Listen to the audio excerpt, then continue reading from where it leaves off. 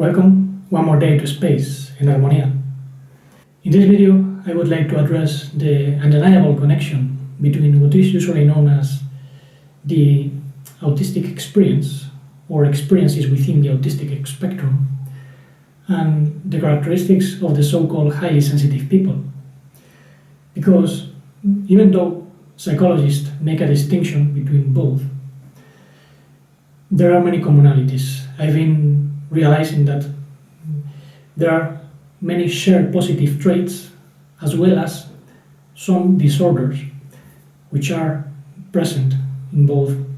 And I think they all belong to the same soul experience.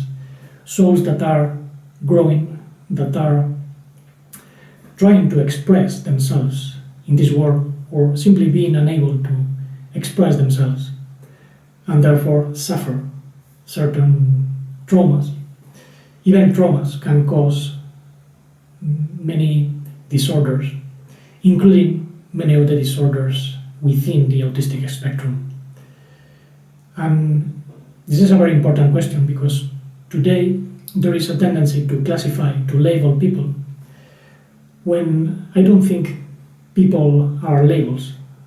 We are beings, at least those of us who have a soul, whether it is in an embryo form or a born soul or simply being born. We cannot simply be regarded as labels, even though psychologists love it. And many say, no, you are a highly sensitive person, you are not autistic, or you are autistic, you have this, you have that. And in this video I would like to address the issue first from a basic historic view, and then we are going to see the common positive traits and also the common disorders. So you can see there is a connection. First of all, the term psychology comes from psyche, which means soul in Greek. And as the Greek sages said, the soul determines many of the characteristics of the body. Not only the Greeks, but many others. Because the soul in itself is not physical.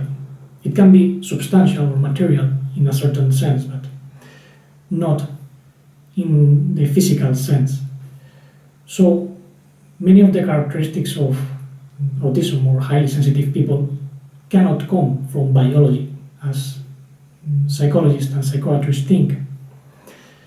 There is a soul experience. However, psychology and psychiatry lost the soul. This is why they address the issue in a very narrow way. And there are obviously some physiological and biological characteristics that can be attributed to those within the autistic spectrum, but that doesn't mean those are the causes.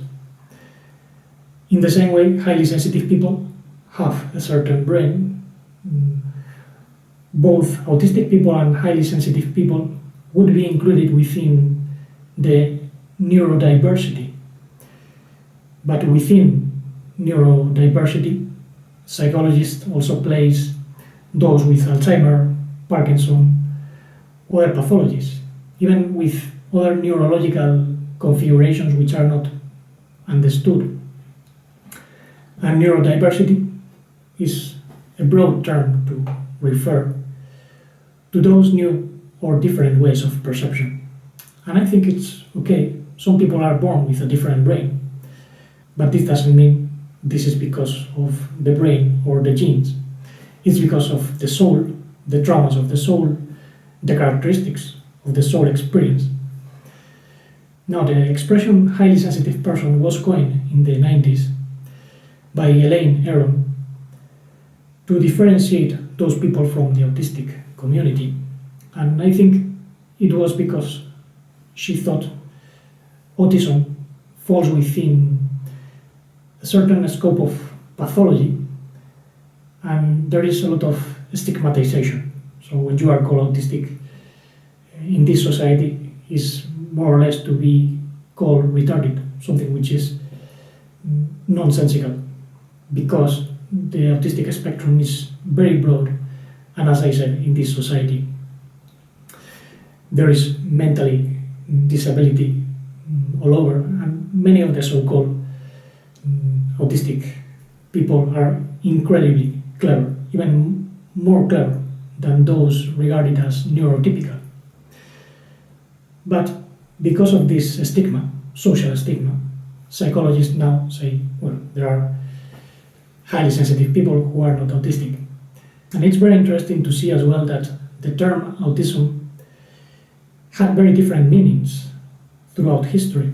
It was coined by Eugene Bleuler in the 1911, and he was referring to people with schizophrenia, people that seclude themselves, separate themselves from the world, and are in principle unable to socialize or perceive the world like others. And he coined the term, taking it from the Greek. Autos means self.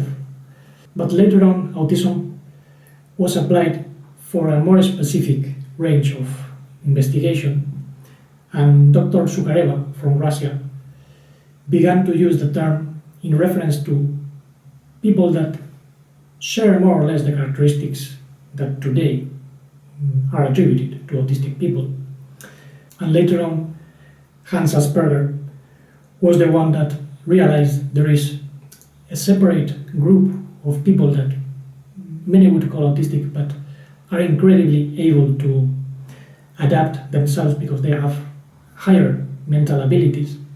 They can even develop very good language, even if they have social disabilities. But he differentiates them from the other group of autistic people. In any case, he would use the term child psychopathy in reference to these autistic kids. And there is a story behind that, because he sent those who had greater disabilities to an institution run by Nazis, an institution in which at least 800 kids were murdered.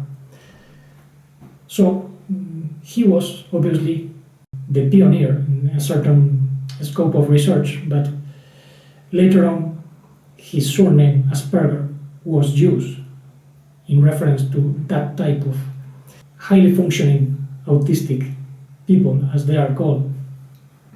I think this is even worse than calling someone autistic, because it comes from a Nazi context.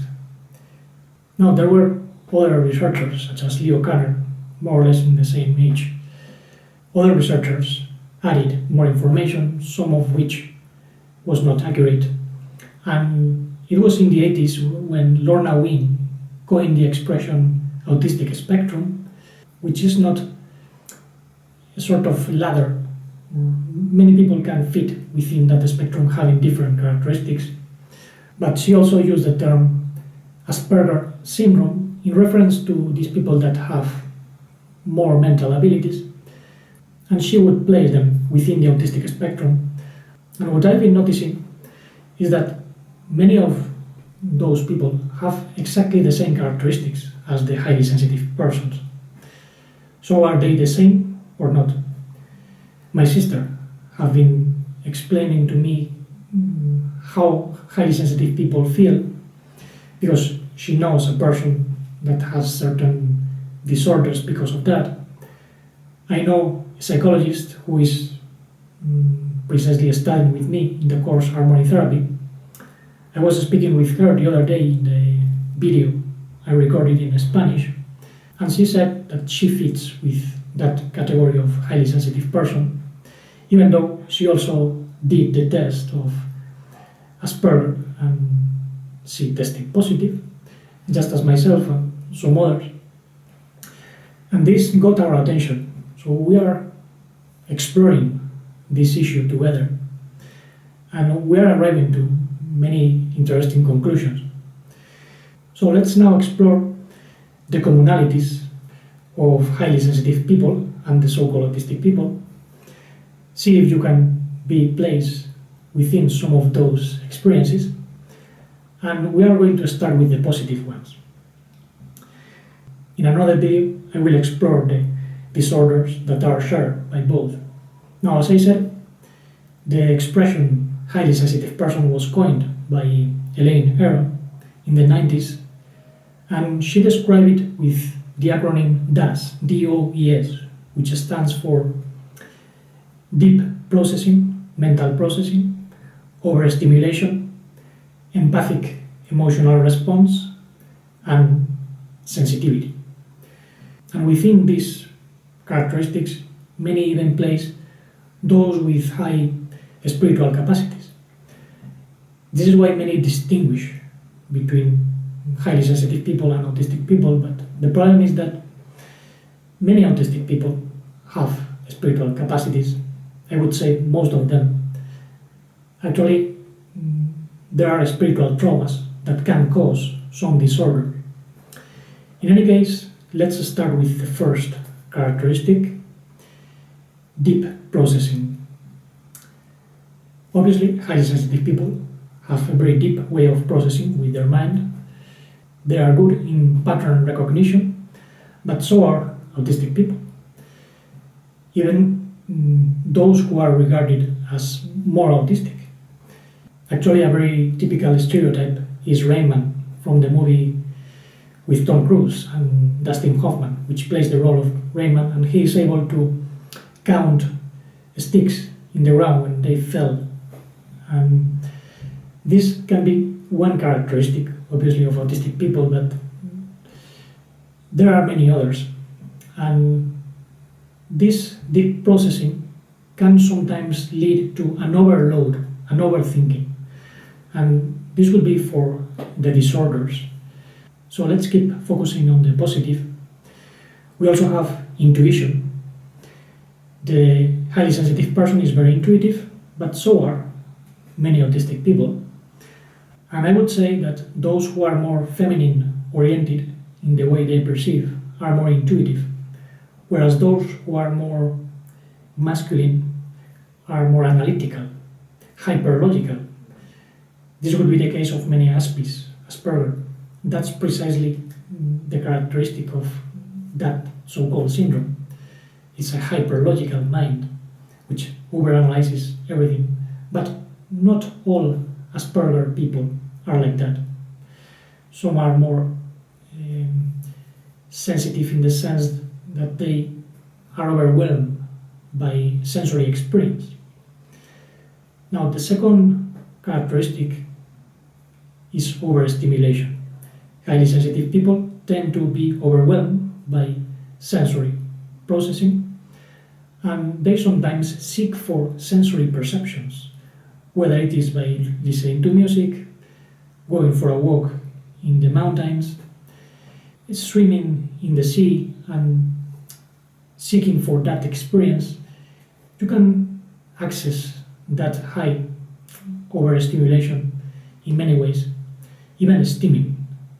As I said in the previous video, one of the things I used to do when I was a kid was flapping my arms and my legs at the same time, listening to music or just imagining something, because I was full of enthusiastic energy. And now I still feel that energy. Sometimes I flap my hands.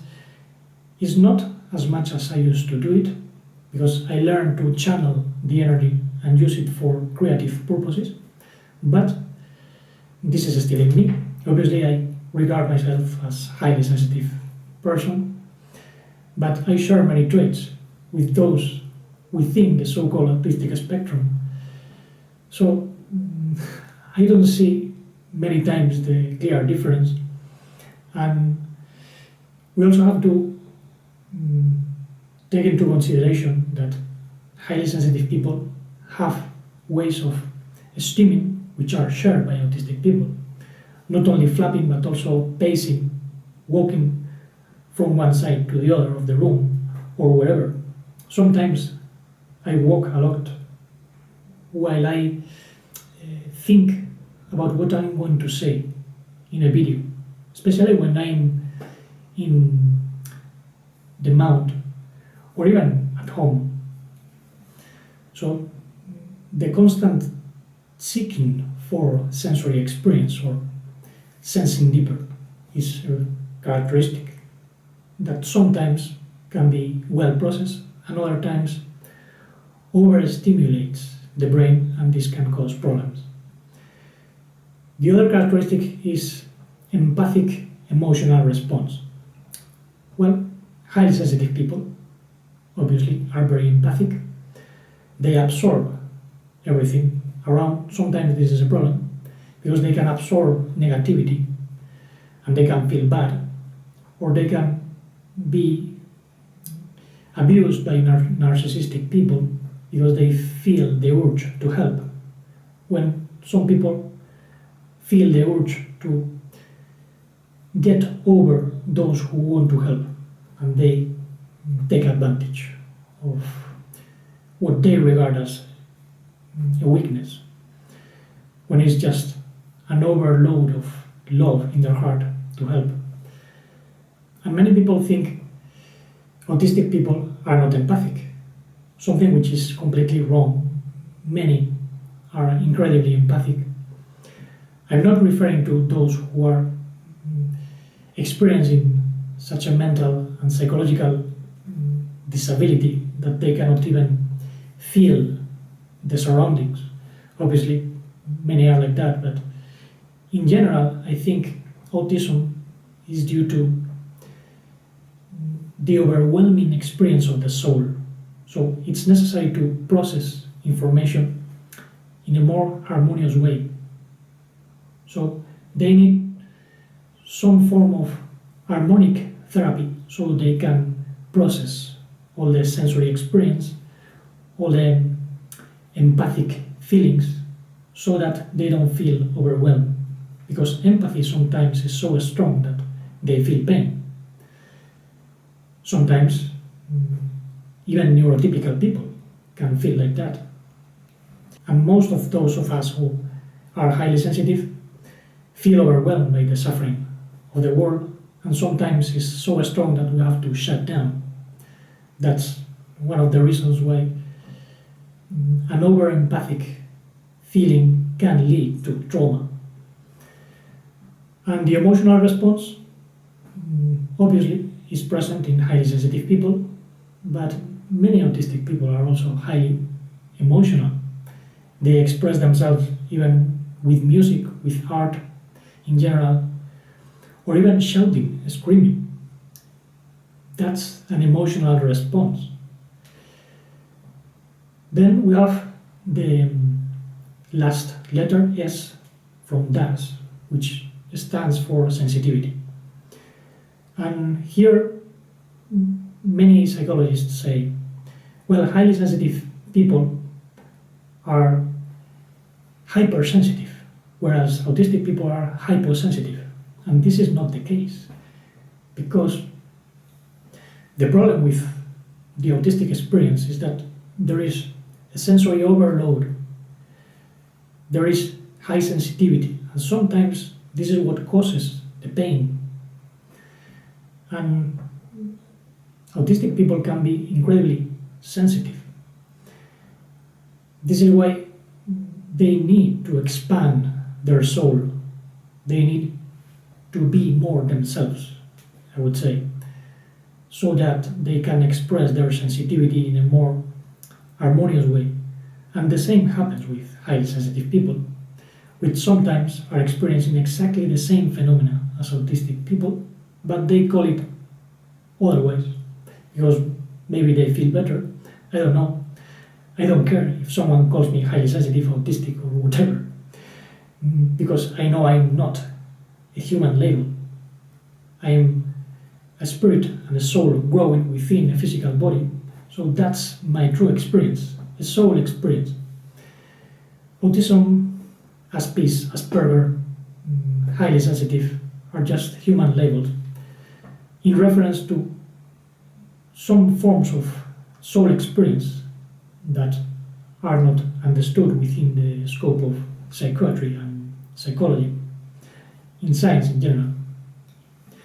And we have to understand there is something deeper here, because even those who are deeply sensitive, hypersensitive, experiencing what we would call clairvoyance or clairaudience, or deep sensory intuition like the shamans or many other spiritually oriented guides, they all fall within the scope of highly sensitive people, but also within the scope of autism. You just have to see a shaman getting into trance, or a musician, or a painter. He is hyper-focused on what he is doing. He is very sensitive with regard to his form of expression. And this is a characteristic of the autistic spectrum. Many people feel completely absorbed by something and the rest of the world disappears. Is this a problem? Well, it depends. Someone might have been born to experience the world in a certain way and inspire others. And the world around is so chaotic that you have to be very sick in order to seek for the chaos and not wanting to go within, to become so-called autistic, because autistic comes from autos, self. So we become enclosed in ourselves because that's more the sense of going within. In that sense, I think the word autism can gather a deeper meaning than just be a reference to a pathology or a disease. This is why some people say that they are autistic, that they don't have autism. Well, it's an interesting view, even though we have to address the issue of disorders, but this is for another video. Now, to finish off with this subject, I would like to point the similarity between some of these ideas and the so-called waves of new souls that have been regarded as Indigo, Chrystal, or even rainbow children. Indigo children have been appearing throughout history, but there was a huge wave from the 60s onwards, and this supposedly brought certain change, a more spiritual interest in certain things. Indigo children are usually described as very rebellious, incapable of adapting themselves to society, very sensitive, very artistic, very creative. They usually have a very bluish, violet, indigo aura, something that gets my attention, because when I close my eyes, I always see the violet color since many years ago. And some would say I am an indigo. Well, that's a way of seeing things, very much within the scope of the new age, but it can be very valid. Others are regarded as Chrystal children. This would be born from the 90s onwards. The indigo would have been born in greater amount from the 60s to the 90s, all throughout those decades. And we experienced different forms of inadaptation with the counter-culture movement, later on in the 80s with certain spiritual movements, new spiritualities, because many people were trying to find their place in a sick society. And obviously the Chrystal children are those who are more sensitive, who are not so rebellious, and they have a deep compassion, love. In some cases they would be regarded as autistic because they are very much enclosed, but they can also be very empathic, so they would be highly sensitive. Rainbow children would share both traits. They would be both very compassionate, serene and calm, and also rebellious. Some of us have been more rebellious because of the traumas experienced throughout our development, and precisely because of the inadaptation, we had to rebel a little bit. And I think it was precisely because we were mistreated that we became rebellious, not the other way around. When we see something that doesn't fit, well, we cannot stand it. And I would include this within the highly sensitive experience, but also within the autistic spectrum, because we see certain kinds of tantrums and rebellions within autistic people. Anyway, the disorders and chaotic experiences is something I would like to explore in another video, because there are also shared traits. So thank you very much for listening with attention. I hope this was clarifying for you. I hope you find a way to make sense of your chaos, your trauma, so you can be more conscious and therefore more open to healing. So let's keep illumining mind, heart and body to express the love without limits, life without interruption, without obstruction, integral conscience and deep blissful serenity.